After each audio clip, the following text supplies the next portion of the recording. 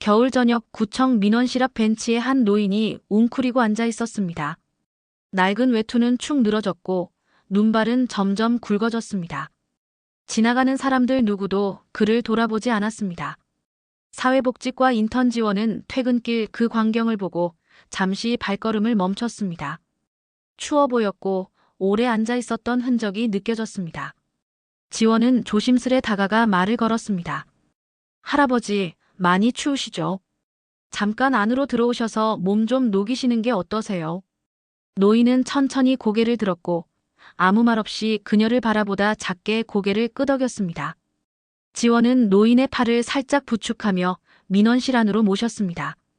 대기 의자에 앉힌 후 자판기에서 유자차를 뽑아드렸고 사무실 구석에서 비상담요를 꺼내 그의 어깨에 덮어주었습니다.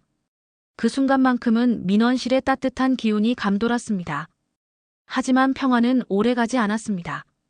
오 과장이 문을 열고 들어와 지원을 향해 말했습니다. 지금 뭐 하시는 겁니까? 지원은 놀란 듯 자리에서 일어섰습니다. 밖에 계시던 어르신이 너무 추워 보여서요. 잠깐만 안에 계시라고 했습니다. 오 과장은 얼굴을 굳히고 말했습니다. 여긴 민원 처리 공간입니다. 외부인을 허가 없이 들이는 건 규정 위반이에요. 인턴이라도 절차는 따라야죠. 지원은 작게 고개를 숙였습니다. 죄송합니다. 그냥 그분을 두고 갈 수 없었어요. 오 과장은 짧게 한숨을 내쉬곤 자리를 떴습니다. 지원은 말없이 노인을 바라봤고 노인은 두 손으로 컵을 감싼 채 온기를 음미하고 있었습니다. 그날 밤 지원은 책상 서랍을 열어 어머니의 유품인 낡은 구청 배지를 꺼냈습니다. 괜히 그 배지를 손에 꼭 쥐고 오래도록 앉아 있었습니다. 그 작은 선택이 자신에게 어떤 결과로 돌아올지는 그 순간의 지원은 알지 못했습니다. 그로부터 하루가 지난 아침 구청 3층. 사회복지과 사무실에는 평소와 다름없는 분주한 공기가 감돌고 있었습니다. 하지만 지원의 책상만은 조용히 정리된 채 쪽빛 명찰 하나만이 덩그러니 놓여 있었습니다. 규정의 이름으로.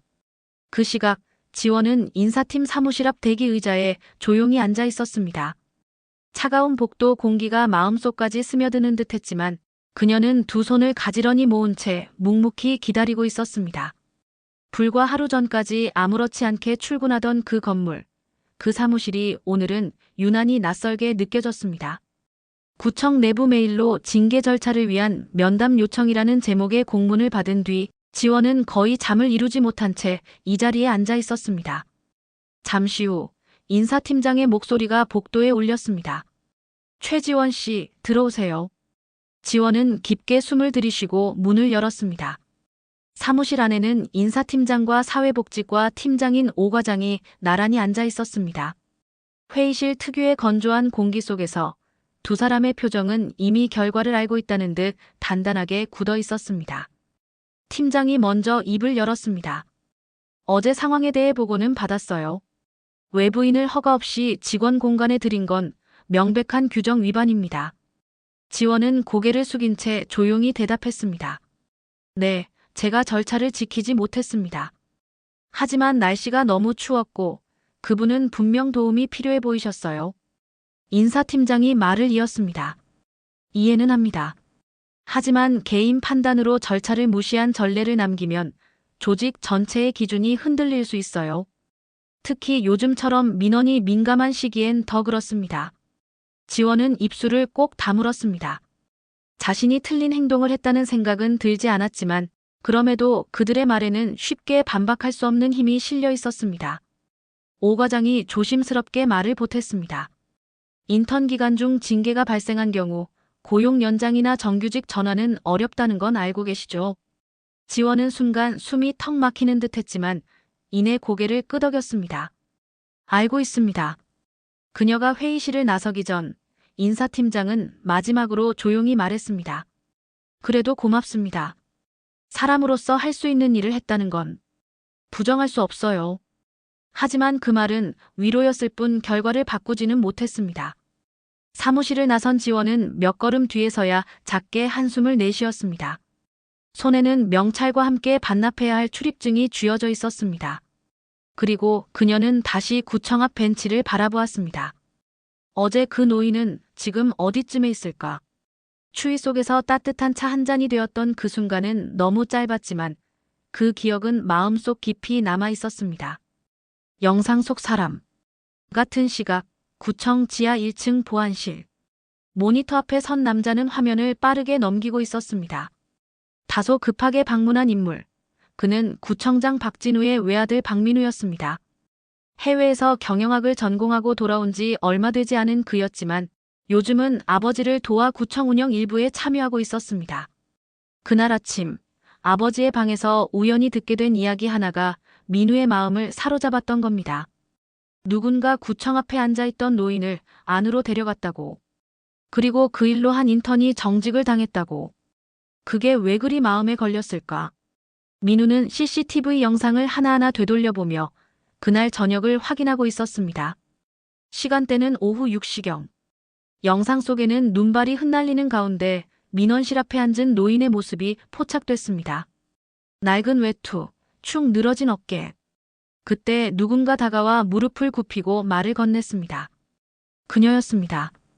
모자를 살짝 넘긴 얼굴. 화면이 뿌옇지만 분명 그 인턴이라는 여성이 노인을 부축해 안으로 데려가고 있었습니다. 잠시 화면 속 노인의 얼굴이 클로즈업됐고 민우는 눈을 떼지 못했습니다. 멍하니 서 있다가 갑자기 목소리를 높였습니다. 잠깐만요.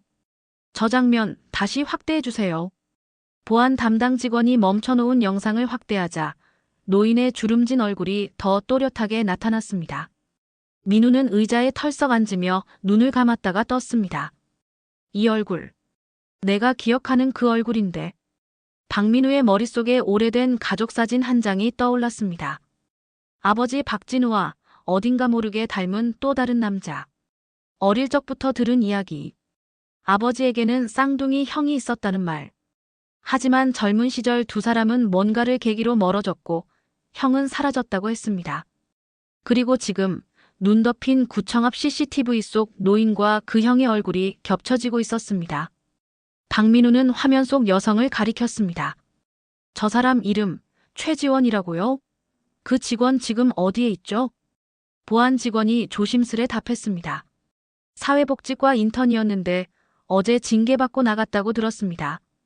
민우는 숨을 내쉬며 고개를 끄덕였습니다. 알겠습니다. 그럼 그 노인분은요? 혹시 이후 동선이 확인되나요?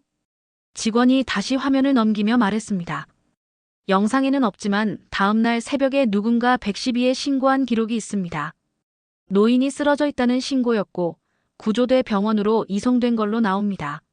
민우는 가만히 자리에서 일어나며 말했습니다. 병원 정보를 바로 전달해 주세요. 그리고 그 직원 최지원 씨. 반드시 찾아야겠어요.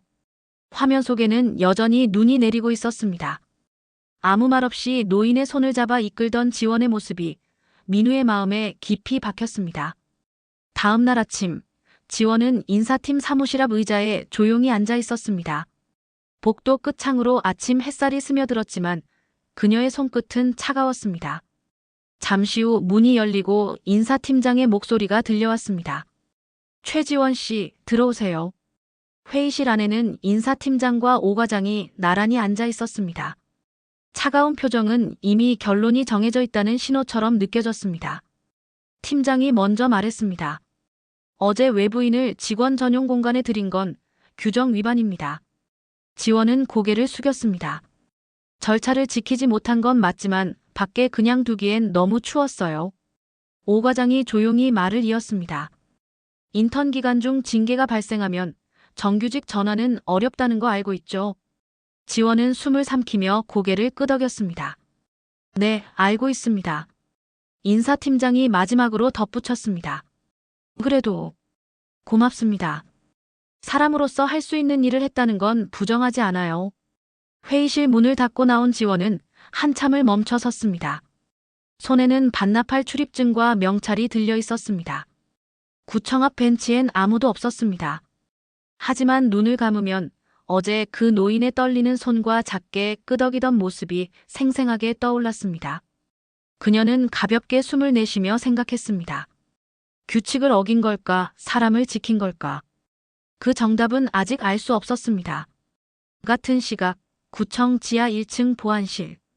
모니터 앞에 선 남자는 화면을 빠르게 넘기고 있었습니다. 다소 급하게 방문한 인물. 그는 구청장 박진우의 외아들 박민우였습니다. 해외에서 경영학을 전공하고 돌아온 지 얼마 되지 않은 그였지만 요즘은 아버지를 도와 구청 운영 일부에 참여하고 있었습니다.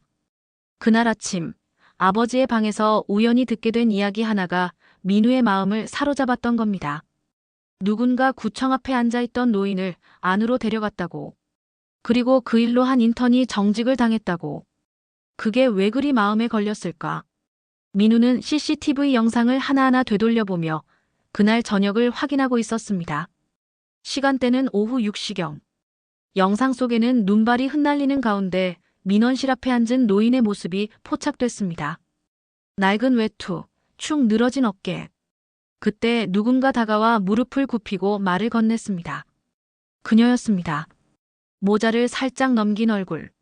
화면이 뿌옇지만 분명 그 인턴이라는 여성이 노인을 부축해 안으로 데려가고 있었습니다. 잠시 화면 속 노인의 얼굴이 클로즈업됐고 민우는 눈을 떼지 못했습니다. 멍하니 서 있다가 갑자기 목소리를 높였습니다. 잠깐만요. 저 장면 다시 확대해 주세요. 보안 담당 직원이 멈춰놓은 영상을 확대하자 노인의 주름진 얼굴이 더 또렷하게 나타났습니다. 민우는 의자에 털썩 앉으며 눈을 감았다가 떴습니다. 이 얼굴. 내가 기억하는 그 얼굴인데. 박민우의 머릿속에 오래된 가족사진 한 장이 떠올랐습니다. 아버지 박진우와 어딘가 모르게 닮은 또 다른 남자. 어릴 적부터 들은 이야기. 아버지에게는 쌍둥이 형이 있었다는 말. 하지만 젊은 시절 두 사람은 뭔가를 계기로 멀어졌고 형은 사라졌다고 했습니다. 그리고 지금 눈 덮인 구청 앞 CCTV 속 노인과 그 형의 얼굴이 겹쳐지고 있었습니다. 박민우는 화면 속 여성을 가리켰습니다. 저 사람 이름 최지원이라고요? 그 직원 지금 어디에 있죠? 보안 직원이 조심스레 답했습니다. 사회복지과 인턴이었는데 어제 징계받고 나갔다고 들었습니다. 민우는 숨을 내쉬며 고개를 끄덕였습니다. 알겠습니다. 그럼 그 노인분은요? 혹시 이후 동선이 확인되나요? 직원이 다시 화면을 넘기며 말했습니다. 영상에는 없지만 다음날 새벽에 누군가 112에 신고한 기록이 있습니다. 노인이 쓰러져 있다는 신고였고 구조돼 병원으로 이송된 걸로 나옵니다. 민우는 가만히 자리에서 일어나며 말했습니다. 병원 정보를 바로 전달해 주세요. 그리고 그 직원 최지원 씨. 반드시 찾아야겠어요. 화면 속에는 여전히 눈이 내리고 있었습니다. 아무 말 없이 노인의 손을 잡아 이끌던 지원의 모습이 민우의 마음에 깊이 박혔습니다. 이른 아침 서울 서남부에 위치한 노인 전문 병원. 창밖으론 아직 겨울 기운이 남아 있었고 간간히 햇살이 비쳐드는 병실 안엔 조용한 숨소리만 가득했습니다. 그 침대 위에 누운 노인은 천천히 눈을 떴습니다. 하얀 천장이 낯설었지만 어쩐지 익숙한 냄새가 스며들었습니다. 뇌리에 남은 것은 단 하나. 따뜻한 손과 유자차의 향기였습니다. 한편 박민우는 병원 행정실에서 노인의 정보를 확인하고 있었습니다. 보호자 정보라는 공란이었고 이름 대신 미상이라는 글자가 적혀 있었습니다. 민우는 조심스럽게 병실 문을 열었습니다. 노인은 창밖을 바라보다 고개를 돌렸습니다. 낯선 얼굴, 그러나 어딘지 모르게 익숙한 이목구비였습니다. 민우가 입을 열었습니다. 혹시 성함을 여쭤봐도 될까요? 노인은 천천히 고개를 저었습니다. 이름이 기억나지 않소. 그런데 자네는 누구요? 민우는 말없이 그의 얼굴을 바라보았습니다. 아버지 박진우와 똑 닮은 눈매. 그는 가슴 속 무언가가 뚝 떨어지는 느낌을 받았습니다. 그날 밤 민우는 집으로 돌아와 오래된 앨범을 꺼냈습니다. 빛바랜 사진 속 젊은 시절의 두 형제가 나란히 서 있었습니다. 그리고 이제 그는 확신할 수 있었습니다.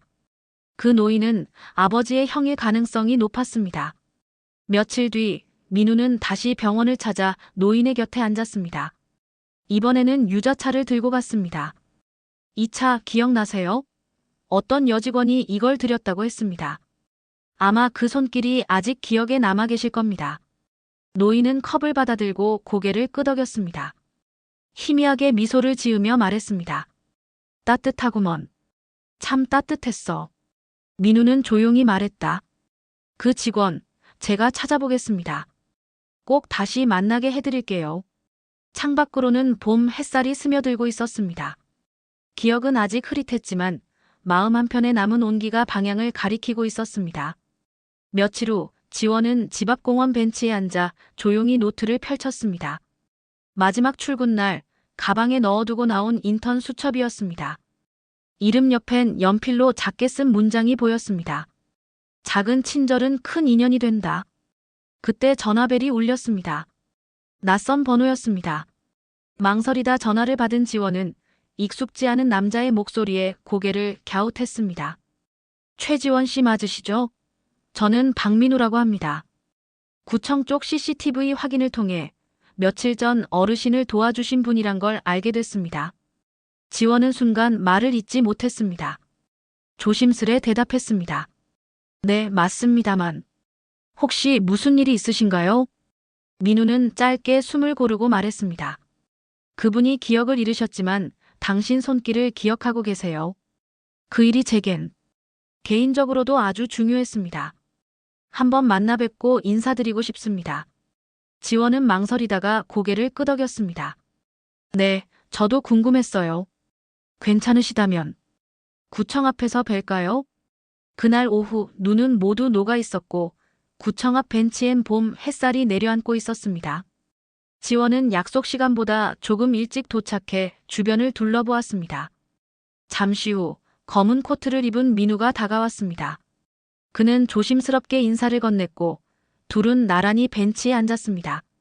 민우는 봉투 하나를 꺼내 그녀에게 건넸습니다. 여기 병원 진료 기록과 당시 상황 정리된 내용이에요. 그리고 제 삼촌일지도 모르는 분입니다. 지원은 놀란 눈으로 그를 바라봤습니다.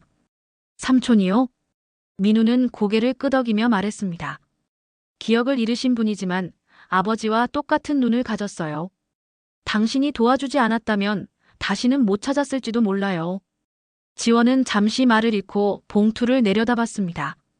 마음 한켠이 뭉클하게 저려왔습니다. 민우가 말을 이었습니다. 그분이 꼭 뵙고 싶어 하세요. 언제 병원에 함께 가주실 수 있을까요? 지원은 조용히 고개를 끄덕였습니다. 물론이에요. 꼭 다시 뵙고 싶었어요.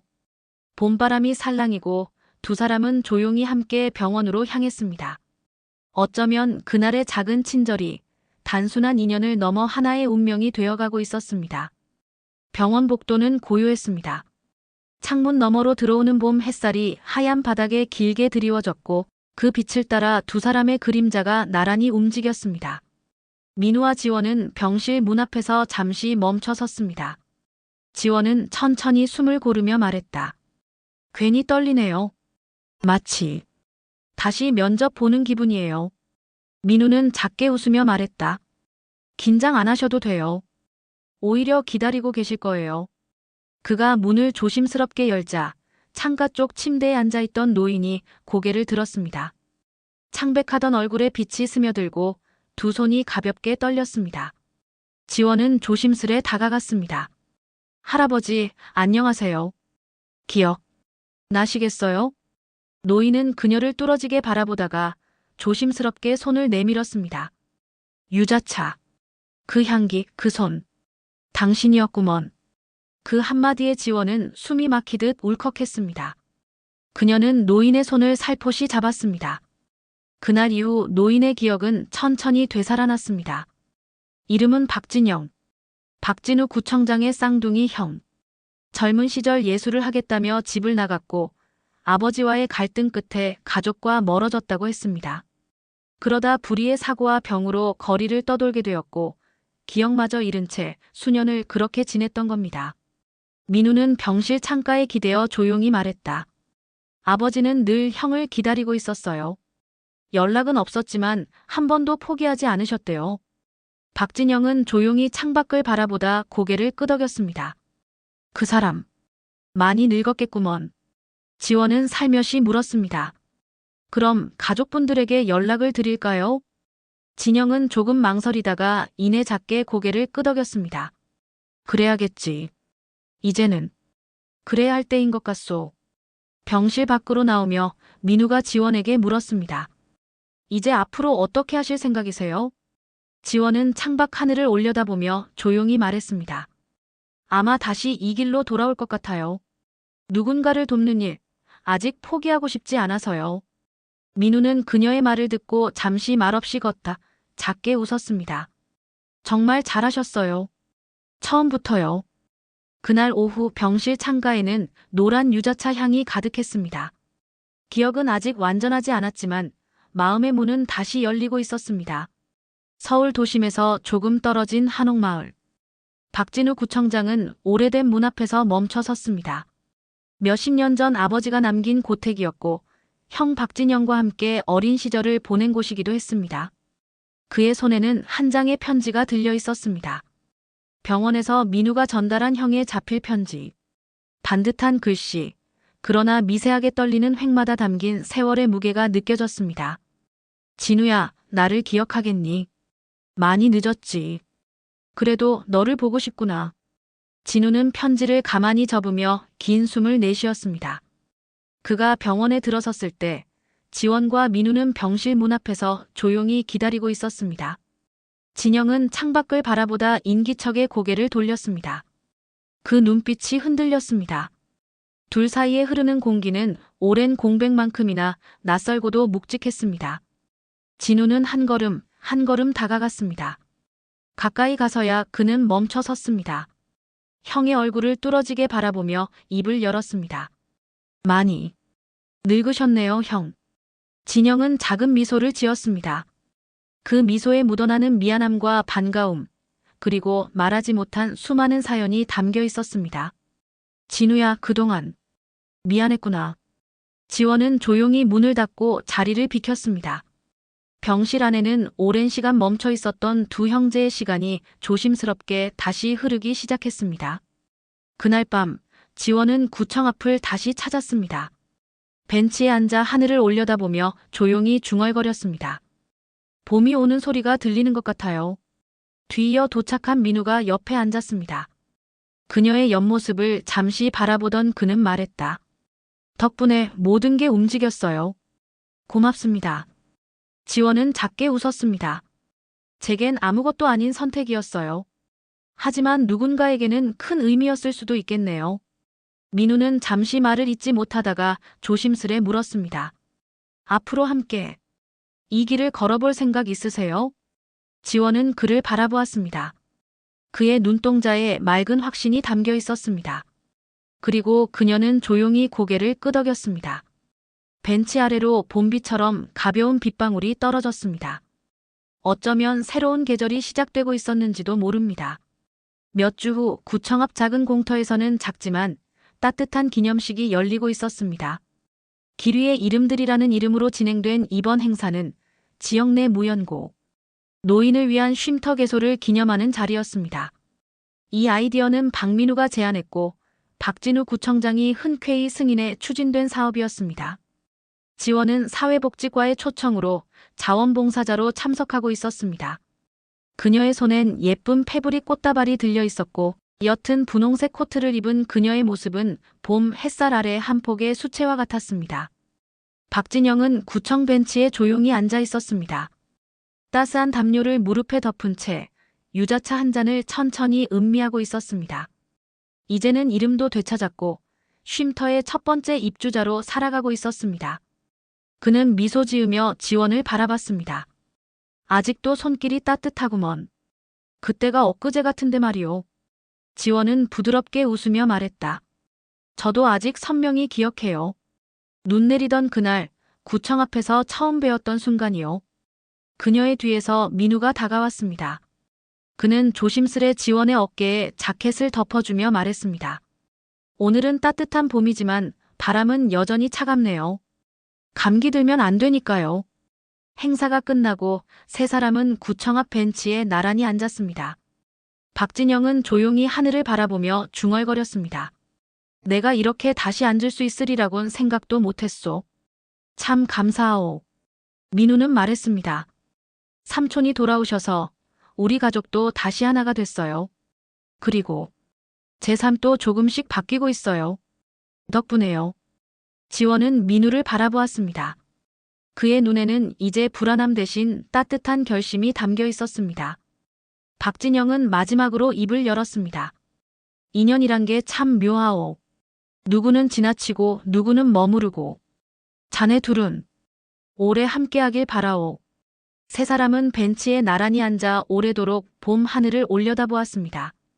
구청 앞의 벚나무에는 이제 막 꽃망울이 피어나기 시작했고 그 아래에서 또 다른 인연이 시작되고 있었습니다.